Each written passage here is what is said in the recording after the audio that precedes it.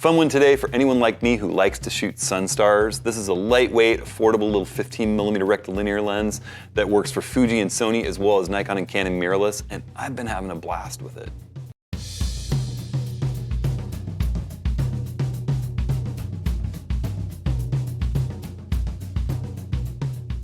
Well, hey everybody, it's Hudson. Welcome to this week's Approaching the Scene. Thanks so much to everybody who's been sharing, liking, subscribing to the channel. As always, there's a table of contents with clicked, linkable time codes for whatever part of the video you want to watch and product links to everything that I'm talking about. Those help me out, so thanks so much for using them. So I'm just going to dive in. I've been having a lot of fun with this little 15mm rectilinear NiSi's Sunstar lens. It's light.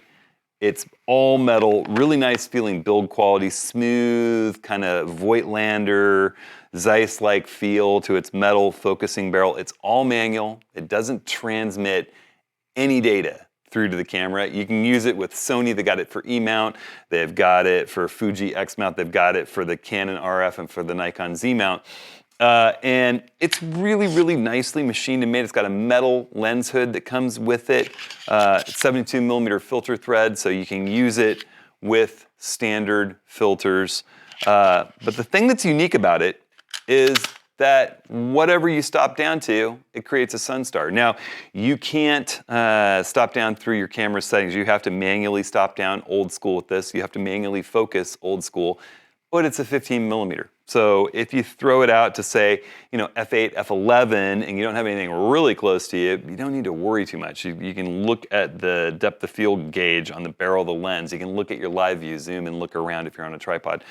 The crazy thing is how well it actually throws a Sunstar. They designed the aperture blades to shoot a Sunstar f4, f5, 6, f8, f11, f16. Those are the stops on here. It's got a smooth aperture movement between them if you're a filmmaker. And a really, as I said, nice, smooth autofocus. It feels well made, and I've been shooting with it for about a week and a half now. There was a sunny day. I was going skiing with my family, and I took it out near Mount Hood where we were cross-country skiing and towing our kids around. There's a spot where we always stop and feed these Clark's Nutcrackers. They'll eat food right out of your hand, and my wife loves to feed them crushed up pretzels when we stop for a break. And the sun was out, and I literally went, looking for some trees to partially obscure. It was middle of the day. And I rapidly figured out I don't even need to obscure the sun whatsoever with this lens. It's just designed to shoot Sunstars. You can shoot with the sun right in the sky. There's a tiny bit of ghosting. We'll talk about that. But I came back and the images just blew me away. Where I would normally take a lens like my favorite Sunstar lens ever, this is the older Nikon 21.8 on the FTZ adapter. This lens stopped all the way down to f16, throws a beautiful Sunstar, and I've used it a ton all over the country and the world shooting Sunstars, as well as the old Nikon 14-24 and the new 14-24 and the new 20mm 1.8. And I've tested all those lenses. If you look through my Approaching the Scene videos and search, you can even find a video where I compare Sunstars between all those lenses. This one throws a nicer Sunstar than any of them. And the nice thing is you don't have to stop all the way down to f22 or f16 and introduce softness from diffraction in your image to get it. So you can shoot at f8, f11 where this lens is the sharpest. And that's actually where its Sunstar appears to be the most beautiful. So I'm going to go through, I'm going to show you all some images. Let me talk really quick about some ways where I just tested the quality of this lens. So I set it up and I lit the heck out of my wood ceiling, and I got the camera all lined up. It's rectilinear so that it was parallel to the ceiling. The ceiling was well lit. And I shot the texture in the ceiling where it's all at the same distance from the camera at different apertures so we could check edge-to-edge sharpness. I'll go through those images right now with you. I also have this really nice Kaiser light board for looking at slides and for scanning and shooting slides and reproducing negatives and positive film. And so it's a very even sort of professional grade daylight balanced light. And I basically just set the camera balanced on top of that and shot at every aperture defocused. So it should just be smooth white. And I shot just to sort of check vignetting. It has vignetting across the board, but it's all correctable in post. And then finally, I tested it and some of the other lenses like the 21.8 S lens, the 21.8 F lens that I love the most, and the new 14-24 S, just by turning on a little Lume Cube version 2 and cranking it up to its just intense sunlight brightness and shooting straight into it and at a slight angle with the camera on a tripod in the same position with all those lenses. And I'll go through and I'll talk to you about the results from each of those. It's pretty darn surprising. I think if you love shooting Sunstars and you have a small place in your bag, this lens deserves a serious thought. It's only 580 bucks. And again, no matter what brand you're shooting with of the big four, it's ready to go for you. All right, so before we jump in and take a look at image quality and do a real assessment of this little Sunstar lens, full disclosure, I've been using some NiSi filters and doing some filter reviews, and I saw them advertise that they're producing their first lens, this Sunstar lens. And you know, if you follow me, you know I love creating Sunstars. So I reached out to them. They sent me one of the first ones for Nikon Z to evaluate. I use my standard kind of agreement where I don't guarantee I'm going to give a review. If there's a problem with it, I'll send it back and tell you what I think of it or what needs to change. But it really, really did surprise me, just like their filters have been. I feel like the filters from Case and from NiSi have just been kind of shocking me. And this lens runs right along with it. Just, you know, it's small, light, but really well made, you know, precision. I love the fact it takes a 72mm filter and has this nice metal hood, and you know, it just feels like a good old school lens. You know, my technique for using a lens like this that's not autofocus in this mirrorless age, a wide angle lens like this, is turn on the focus peaking, and as you manually focus, you can just see the part of the scene that's in focus shimmering. And with a wide angle lens like this, stop down to f8, f11, you can keep pretty much everything in your frame in focus. Plus, this has a nice old school aperture gauge right on it so that you can see what should be in focus on your distance scale between the different little aperture notches on the lens. I love the old school feel of it. It's a nice lens to work with. So let's jump in. Let's look at some images. I'm going to go into Lightroom here. And you know, when I first got it, like anybody, you know, I ran into the house with it, mounted it up on my Z7, and my little boy Pike and I, he just turned 5 and he got a whole bunch of Legos for his birthday. So we've been building these crazy Octonaut Lego sets. This is Octonaut's, probably a lot of you don't know. It's a really cool show with all these underwater researchers and adventurers who teach the kids about marine biology, essentially, at the same time as having these adventures. So we got this massive Lego bricks kit. And there was a little blow up and my little girl ran in the other room and she was pouting and I was like, come to the door. And I hid with the camera and held it really level. And you can see how nice and rectilinear this is for a 15mm.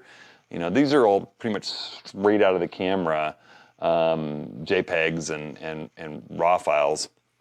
And, you know, she was so surprised when she saw the camera, she stopped being mad. But look how straight the lines are. I was like, wow. When I looked at the image in the viewfinder, I kind of thought, this is interesting. So the next day we were going skiing, and my wife and I, we have this routine pretty much every Thursday when my ATS video launches during the winter.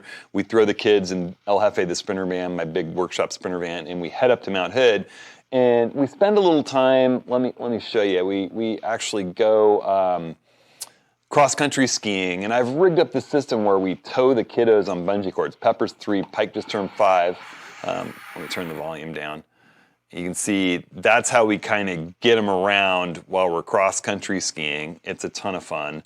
And then we stop at this one spot, and we love to feed these Clark's Nutcrackers. Clark's Nutcrackers, wherever you run into them, these birds are so tame. If you have some chips or some crackers or some food, nuts that would be good for a bird, they will land in your hand to eat the food, which is just a ton of fun. So, you know, the kids are getting to be better skiers. They look forward to this. They're actually starting to kind of venture out on their own. And then at the end of the day, we eat lunch and we run over to Meadows, which is a ski resort on Mount Hood up higher up.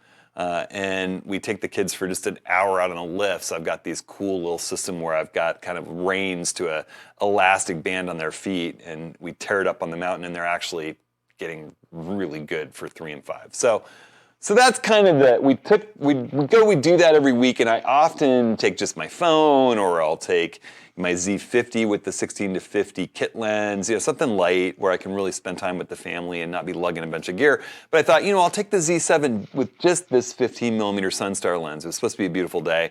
And so, sometimes I love to do that. Take a prime lens, take a lens I would never dream of taking as my only lens on a trip like that, and play around with using just that focal length. So all these shots were with the 15mm, and here, shooting pike and pepper. I guess I must have been shooting JPEGs because these are all straight out of the camera that day.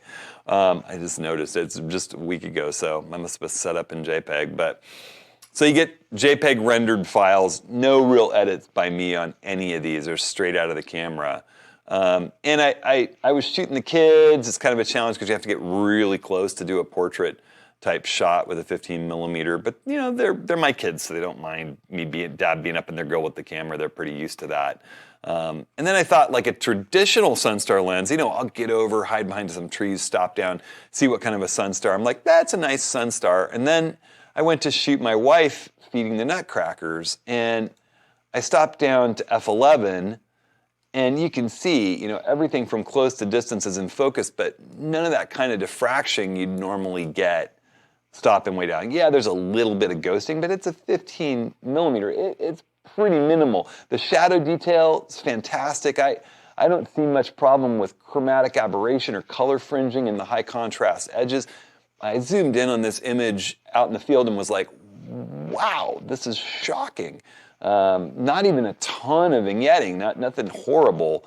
So, I started playing around with exposure compensation a little bit, boosting it's a high contrast scene, but trying to smooth the histogram out a little bit, exposed to the right, and shoot it at f15. Wow, just incredible stuff. A lot of fun. I shot a little portrait of my little girl Pepper. Anything bright and shiny is going to create that Sunstar. Here you got kind of a double Sunstar. And there's, like I said, a little bit of ghosting. You can see it in camera. You can play around with it. There's a little ghost right here. So, if you're in the landscape, you want to probably put it over a less detailed section. It isn't really bothering me. Here's one of my boy pike. There's a little ghosting going on there. I think these are all pretty much at f11. So then I came back in the studio. I said, wow, this is bizarre. And as I told you in the setup, I set up that Lume Cube 2, which is just an insanely bright LED, and just turn it on full bore. Now, I've done tests for Sunstars before. I'll put a link in this video to some Sunstar testing I did when I first got the 20mm 1.8S lens to see if it was as good as the old F-mount 21.8 that I loved most for Sunstars for the Nikon system. So I set this lens up and shot it. This is wide open at f4. Wow. Here's f8, f11. I think f11 is my favorite Sunstar out of it. F16, really, really good stuff. So then I thought, well, let's check out the Nikon Z 20mm. So here's wide open at 1.8. You can actually see the details. So as I said, when we shoot this, it gives you no exposure data. You have to turn the aperture ring. You have to turn the manual focus ring. The camera's not going to do, it'll meter. In Nikon, you tell it that you're using a manual lens, and you tell it it's a 20mm with f4 as the widest aperture, and it will use aperture priority mode. It'll meter it in manual mode. It works. Its metering's good, and you want to check your histogram and make sure it's metering right. Here, these other lenses I'm comparing it with, you can see the exposure data. So we're f1.8, just a blob. F8, it starts becoming a bit of a star, but I'm just not a huge fan of the new S-Class Sunstars so far. F11, F16, it's an interesting Sunstar. There's just too many arms to it for my taste. It's like the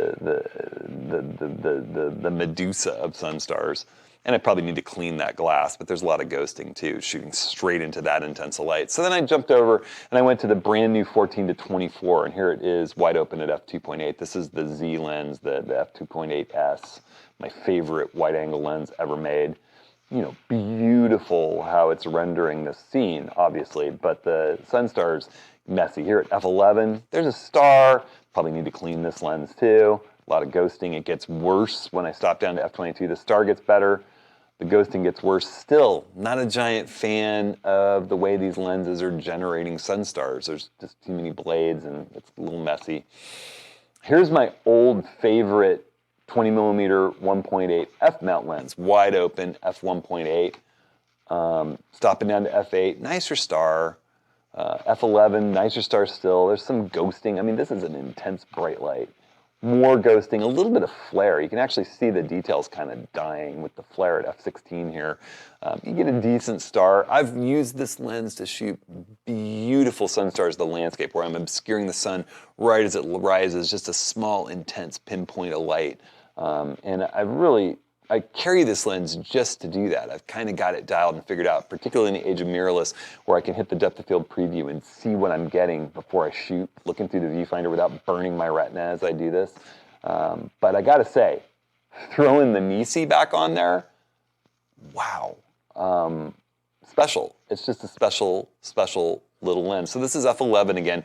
And I was just playing around with the ghosting and the flare. So here it is with just shooting straight at the point source. So if you put the sun right in the middle of the frame, there's no ghosting, there's no flare. Now the minute you start moving around, I've moved it up into sort of the upper left portion of the frame, you see there's a little ghosting coming down out of the side. If I move it into a vertical composition, you get a little tiny bit of ghosting here. It's not terrible. And these are the kinds of things that you look for with a wide-angle lens. You're moving around in the scene as you shoot your Sunstar. Usually you're handheld with Sunstars just to get things lined up and set up. And you're going to kind of look at where is that ghosting happening and try to put it in a place where either it doesn't bother you, it's kind of a cool just little side benefit, or it's easy to go in and clone out or use some content-aware fill to just replace. You don't want it to be right over someone's face or over the really detailed little tile mosaic in your city scene. So, okay, you got the idea. This thing throws a beautiful Sunstar at pretty much every aperture, but amazing at f8 and f11, where it is likely to perform at its best. So I lined up and I got set up on my ceiling here in the studio, lit it really well with some LED panel lights. I think I have 4 LED panel lights pointed at it. And you can see there's some vignetting here. If I jump over into develop, I can close down this left panel. You can see from the exposure data here, what we're looking at, a significant bump in brightness as I move across the frame. Well, part of it's the wood, but let's move on the same piece of wood. It's definitely a fair bit of vignetting. And the main thing here is this is f4, and it's focused. It's all should be in the same plane. It's angled at the same as the wood. And as you go through it, for f4, we're getting up into the corner here. That's pretty darned. It's a little soft in the extreme corner, but wow, I mean, that's pretty amazing. Actually, let's open up our navigation view here, and you can sort of see where we're at up in the corner of the frame. All right, so then, let's have a look at what's this look like at, f 5.6. Sharper. It's sharpening up by f 5.6. f8, sharper yet. f11, wow. f8 and f11, amazingly sharp in the far corner. Crazy, crazy sharp. I'm pretty impressed. f16, yeah, maybe there's a little diffraction, kind of knocking the sharpness off. Let's have a look at vignetting. So this is shooting that Kaiser light board, and I'll shrink myself down just a little bit here. So shooting that Kaiser light board and defocus. So I focus at infinity and put the lens right on the board, which is a perfect even daylight light. This is f4. This is f5.6. I just shot each of the apertures in a row. f8. Oh, f8, I think, hold on. I may have, yeah, there we go. So f8, f11, f16, or that might have been a, well, at any rate, the f16 you see a little bit more. Looks like I need to clean my sensor too. You also notice that as you stop down, you see dust and gunk on your sensor. I clearly need to blow my sensor off, maybe even do a wet clean. At f16 compared to wide open, you see there's some blobs, but that's why when you stop down in a scene to get more detail, you see more sensor dust in the defocused part of your scene or in a clear view part of your scene. So, you know, as I found this bit of vignetting, you can really see it here. It's significant. I created a preset to just deal with it, and also to deal with the fact that you see there's a bit of distortion. You know, it's a 15 millimeter. It's very rectilinear, but there's a bit of distortion. So let's apply this preset that I created. If we jump in here, I created a lens-specific preset for the NiSi, and now you see it's getting rid of that vignette and straightening the distortion. If we go into one of our images from the light table, it's going to do the same exact thing. Boom. And I'll put this as a download. If you look in the full description, if you guys buy this lens, I will put this Lightroom preset up for download. So just click the link in the video description. You can get a hold of this preset for the NiSi Sunstar. It just corrects vignetting and distortion to go from something that looks like this to something that looks like that with a click. Or you can even set your images that you shot with your NiSi Sunstar lens to import with that preset already built in. It'll crop in a little bit on the edges, but you know, it's going to get rid of the distortion. So, all right, everyone. I, for one, am pretty surprised by how much I like this. I think that this lens spells me getting rid of my old 20mm 1.8 Nikon lens. I don't know that I'll ever use this for astro work since I have the new 21.8 that's so good for astro work and the 14 to 24 2.8 that's so great. But I might throw this on a star tracker and test it just to see if there's coma, just to see, you know, how bad is there chromatic aberration, is it pinpoint sharp in the edges. We'll have a look at it. Why not? We can use a star tracker and check it out at f4. But wow, oh wow, it's small, it's light, it takes filters, it's not very expensive, it fits Sony and Fuji and Nikon and Canon mirrorless, so cool stuff. Hope you enjoyed this lesson. Remember, I got office hours this next Tuesday. Sign up for that at hudsonhenry.com/office hours. We're gonna be talking about mastering contrast and reading tone from the histogram, both in the camera and in the editing, and how one should inform the other.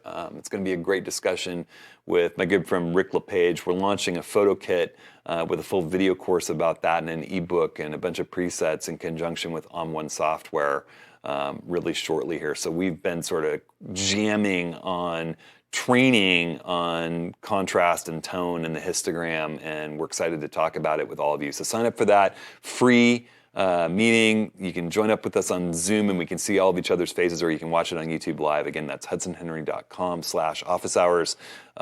There's more workshops coming live. I have a lot of reservations for some of the workshops that aren't even posted on the website yet. Hit me up if you're interested about those. You can always find out about those at hudsonhenry.com/workshops. And I just thank you for hanging out, watching this. And if, like me, you love Sunstars, you might want to order this thing and just give it a 30-day trial and go out and shoot the sun. And I think you might wind up keeping it in your bag. I'm definitely not letting go of mine. All right, everybody, have a good one. We'll see you next week.